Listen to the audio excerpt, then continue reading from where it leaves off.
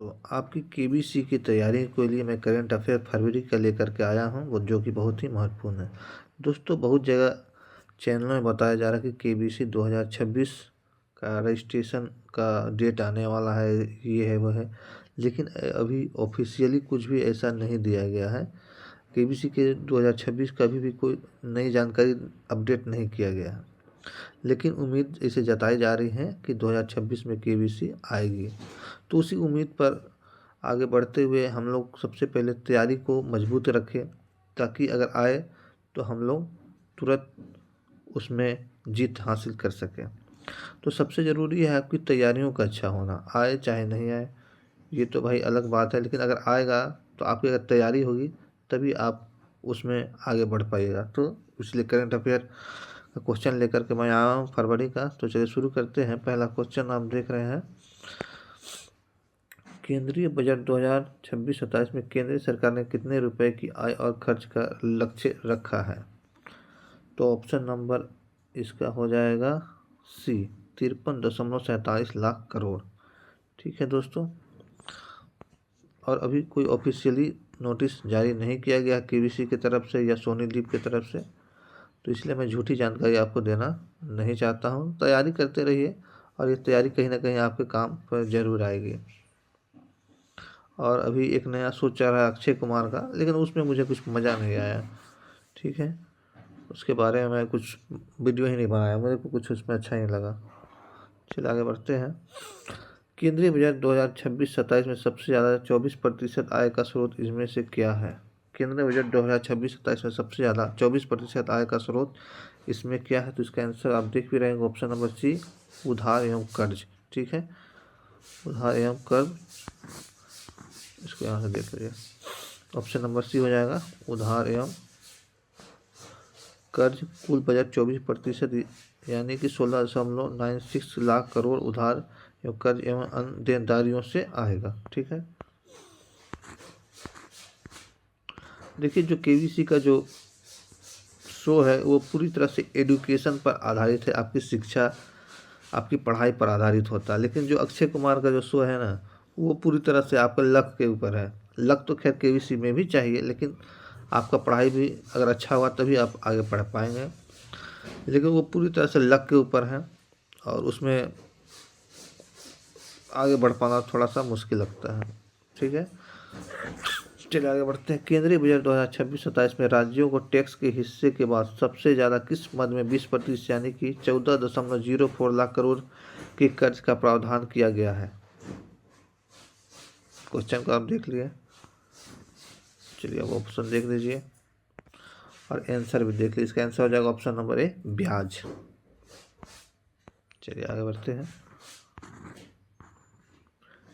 केंद्रीय बजट 2026-27 में रक्षा मंत्रालय को कितनी रकम यानी कि पेंशन के साथ आवंटित की गई है? तो इसका सही आंसर हो जाएगा option number D, 7.84 lakh crore. 7.84 lakh crore. ठीक है, 7.84 लाख करोड़। चलिए आगे बढ़ते हैं। नेक्स्ट क्वेश्चन आप देख रहे हैं, केंद्रीय बजट 2026-27 में वित्त मंत्री ने राजकोषीय घाटे यानी कि फाइनेंशियल डिफिसिट का लक्ष्य जीडीपी का कितना प्रतिशत रखा है? तो इसका सही आंसर हो जाएगा ऑप्शन नंबर सी, 4.3%। 4.3%। ठीक है, और रुपया में देखिए 16.96 लाख करोड़। ठीक है, नेक्स्ट क्वेश्चन की ओर बढ़ते हैं। यूनियन बजट 2026-27 में आर्थिक विकास को गति देने के लिए कितने क्षेत्रों में ठोस नीतिगत कदम का ऐलान है? तो इसका आंसर जाएगा ऑप्शन नंबर डी, 6। ठीक है, 6। और कौन कौन से ये भी देख लेते हैं, यहाँ देखिए पूरा डिटेल में है। 6 है, इसमें पहला है 7 रणनीतिक एवं अग्रणी क्षेत्रों में विनिर्माण को बढ़ाना। दूसरा है विरासत में मिले औद्योगिकी क्षेत्रों का पुनरुद्धार करना। तीसरा है चैंपियन एमएसएमईएस तैयार करना।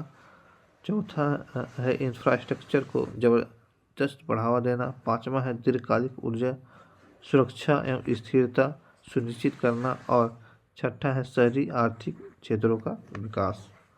ठीक है, आगे बढ़ते हैं अगले क्वेश्चन की ओर। देखिए अगला क्वेश्चन है, बजट 2026-27 में किस पड़ोसी देश के लिए सबसे ज़्यादा सहायता अनुदान देने का प्रावधान है? तो इसका सही आंसर रहेगा ऑप्शन नंबर बी, भूटान में। ये क्वेश्चन आपको थोड़ा सा अजीब लग रहा होगा क्योंकि ये बजट से है, ठीक है, और बजट देखना जरूरी होता है क्योंकि ये बहुत ही इंपॉर्टेंट होता है। बजट देश का बजट है तो क्वेश्चन यहाँ से बनता है। ठीक है, यहाँ डिटेल में देख लीजिए। भूटान को देखिए 2288 करोड़, जिसमें से 1767.64 करोड़ अनुदान एवं 519.92 करोड़ लोन दिया गया है। ठीक है, रुपया तो नहीं लेकिन देश याद रखिए, भूटान। चलिए अगला क्वेश्चन आप देख रहे हैं कि वित्त मंत्री निर्मला सीतारमन ने 1 फरवरी 2026 को कौनसवीं बार बजट पेश किया है? बहुत ही इंपॉर्टेंट क्वेश्चन बनता है। ठीक है, बहुत ही इंपॉर्टेंट क्वेश्चन है। 5वीं बार, 8वीं बार, 9वीं बार, 10वीं बार। तो आंसर आप देख ही रहे हैं, 9वीं बार, ऑप्शन नंबर सी, 9वीं बार। ठीक है, 9वीं बार। चलिए आगे बढ़ते हैं। केंद्रीय बजट 2026-27 के अनुसार केंद्रीय टैक्स में राज्यों का हिस्सा कितने प्रतिशत रखने के 16वें वित्त आयोग की सिफारिश को मंजूरी दी गई है? 21, 31, 41, 50। यहाँ देखिए ऑप्शन नंबर 21, 31, 41 या 50। तो इसका सही आंसर हो जाएगा ऑप्शन नंबर सी,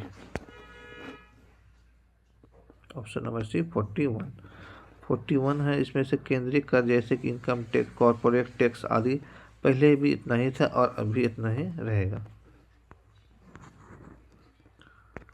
भारत और अमेरिका के बीच ट्रेड डील के तहत भारतीय सामान पर अमेरिका कितना टैरिफ लगाएगा? 20%, 18%, 16%, 0%। तो सही आंसर देख रहे हैं ऑप्शन नंबर बी, 18%। ठीक है, 18%। चलिए नेक्स्ट क्वेश्चन की ओर बढ़ते हैं। भारत अमेरिका के बीच ट्रेड डील के तहत डोनाल्ड ट्रंप के अनुसार अमेरिकी निर्यात पर भारत पर कितना टैरिफ लगेगा? तो इसका सही आंसर हो जाएगा ऑप्शन नंबर डी, 0%। ठीक है, 0%। सुप्रीम कोर्ट ने शैक्षणिक संस्थाओं में मासिक धर्म स्वास्थ्य का अधिकार एवं मासिक धर्म स्वच्छता प्रबंधन उपायों तक पहुंच को संविधान के किसके तहत जीवन और गरिमा को मौलिक अधिकार का हिस्सा माना?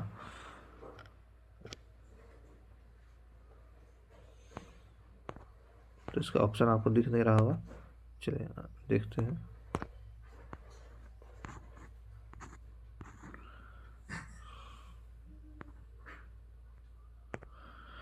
तो इसका आंसर है ऑप्शन नंबर डी, अनुच्छेद 21। अनुच्छेद 21 फैसले से अब प्राइवेट और सरकारी शैक्षणिक संस्थाओं में मुफ्त सैनिटरी पैड्स और अलग टॉयलेट हर छात्रा का संवैधानिक हक होगा। ठीक है, आगे बढ़ते हैं। ऑस्ट्रेलियाई ओपन सिंगल पुरुष 2026 का विजेता कौन है? तो आंसर हो जाएगा option number Carlos Alcaraz. Carlos Alcaraz जो स्पेन के खिलाड़ी है, नोवाक जोकोविच सर्बिया को हरा करके जीता है। ठीक है,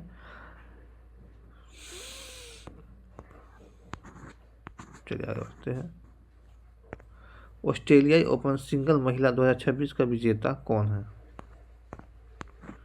तो यहाँ देखिए ऑप्शन झांग सुवांग, इलिना सायबकीना, आर्यन सबालेंका या जोसिक पेगुला। तो सही आंसर आप देख रहे हैं ऑप्शन नंबर बी, इलिना रायबकीना, जो कि कजाकिस्तान की है और इन्होंने आर्याना सबालेंका को हराया। ठीक है, ऑस्ट्रेलियाई ओपन डबल पुरुष 2026 का विजेता कौन बने हैं? ठीक है, तो इसका आंसर जाएगा option number C, Christian Harrison और नील स्कूपस्की। ठीक है, आगे बढ़ते हैं। ऑस्ट्रेलियाई ओपन डबल्स महिला 2026 का खिताब किसने जीता है? ठीक है, ऑस्ट्रेलियाई डबल ओपन महिला 2026 का विजेता कौन है? तो इसका सही आंसर हो जाएगा ऑप्शन नंबर डी, एलिस मर्टिस और झांग सुआंग। ठीक है, ऑप्शन नंबर डी। चलिए, ये ग्रैंड स्लैम का पहला ही होता है। ग्रैंड स्लैम जो 4 होते हैं बहुत ही इंपॉर्टेंट होते हैं, जिसमें पहला ऑस्ट्रेलियाई ओपन होता है। तो अभी ऑस्ट्रेलियाई ओपन ख़त्म हो चुका है, तो इसका विजेता को याद रखना बहुत ही ज़रूरी होता है। ठीक है, तो आगे बढ़ते हैं। ऑस्ट्रेलियाई ओपन 2026 मिश्रित युगल का विजेता कौन है? ठीक है, मिक्स्ड डबल जिसको बहुत कहते हैं। तो इसका आंसर कौन सा हो जाएगा? ऑप्शन नंबर ए, ओलिविया गाडेकी और जॉन पियर्स। ठीक है, ये आगे बढ़ते हैं। थाईलैंड मास्टर 2026 में विश्व बैडमिंटन संघ वर्ल्ड टूर सुपर 300 खिताब किसने जीता? थाईलैंड मास्टर 2026 में विश्व बैडमिंटन संघ वर्ल्ड टूर सुपर 300 खिताब किसने जीता? तो इसका सही आंसर जाएगा option number B, Devika Sihag. ठीक है, आगे बढ़ते हैं।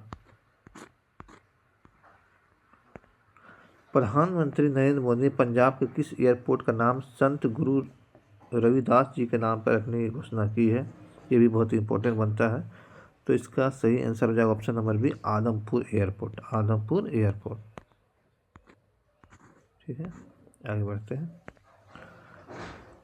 Kyasanur forest disease KFD monkey fever से जनवरी 2026 में किस राज्य में एक मौत का मामला सामने आया है? कर्नाटक, केरल, तेलंगाना, आंध्र प्रदेश। क्वेश्चन को एक बार और देख लीजिए,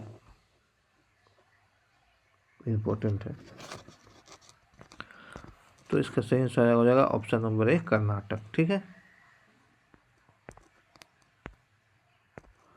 ऑप्शन ए कर्नाटक।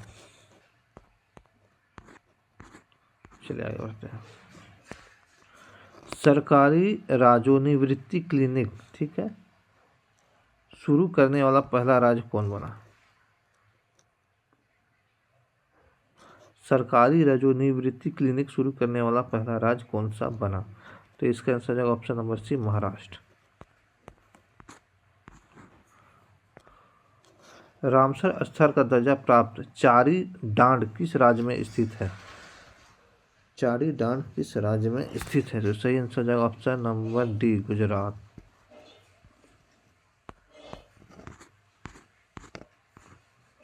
पटना पक्षी विहार किस राज्य में स्थित है जिसे जनवरी 2026 में रामसर स्थल का दर्जा मिला? सही आंसर है ऑप्शन नंबर सी, Uttar Pradesh. Women's premiere league WPL 2026 की विजेता कौन है? यह बहुत ही इंपॉर्टेंट है, यहाँ से क्वेश्चन बनेगा। ठीक है, विजेता टीम कौन रही है? Royal challenge Bengaluru.